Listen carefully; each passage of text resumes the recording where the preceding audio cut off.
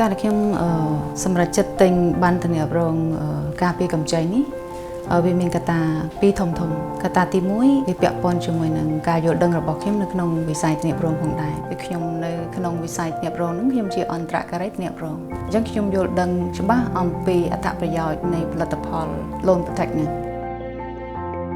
កត្តាទី2ពាក់ព័ន្ធជាមួយនឹងកត្តាការពារហិរញ្ញវត្ថុដែលខ្ញុំដឹងថានៅពេលដែលខ្ញុំខ្ចីបំណុលធនាគារខ្ញុំមានកាតព្វកិច្ចយ៉ាងតិច10ទៅ20ឆ្នាំក្នុងការសងបំណុលធនាគារ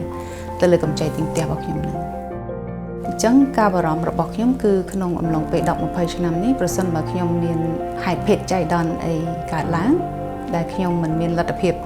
បន្តសងបំណុលធនាគារទ្រព្យសម្បត្តិរបស់ខ្ញុំប្រហែលជានឹងត្រូវបានរកឃឬក៏ក្រុមគ្រួសារខ្ញុំត្រូវប្រឈមជាមួយនឹងការទូទាត់បំណុលជូនទៅខាងធនាគារអញ្ចឹងការដែលខ្ញុំមានការពារប័ណ្ណធានារង Loan Protect ហ្នឹង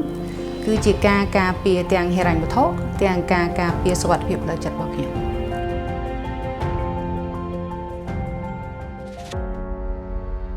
ប៉ុន្តែក្រុមគ្រួសារមួយគាត់មិនចង់ទទួលបានអត្ថប្រយោជន៍ពីប័ណ្ណធានារងហ្នឹងមកទេប៉ុន្តែបើយើងគិតមើលទៅការដែលយើងមានធានារង Loan Protect ហ្នឹងវាធ្វើឲ្យទាំងខ្លួនយើងជាអ្នករៀបចំហិរញ្ញវត្ថុក្រុមគ្រួសារទាំងអ្នកដែលស្ថិតនៅក្រោមការរៀបចំហិរញ្ញវត្ថុក្រុមគ្រួសារយើងនឹងទទួលបានអារម្មណ៍សុវត្ថិភាពផ្លូវចិត្តបានច្រើនបើសិនជាខ្ញុំមានបញ្ហាអីកើតឡើងខ្ញុំចង់បន្សល់ទ្រព្យសម្បត្តិទុកឲ្យក្រុមគ្រួសារខ្ញុំអត់ចង់ទុកបំណុលឲ្យក្រុមគ្រួសារទេ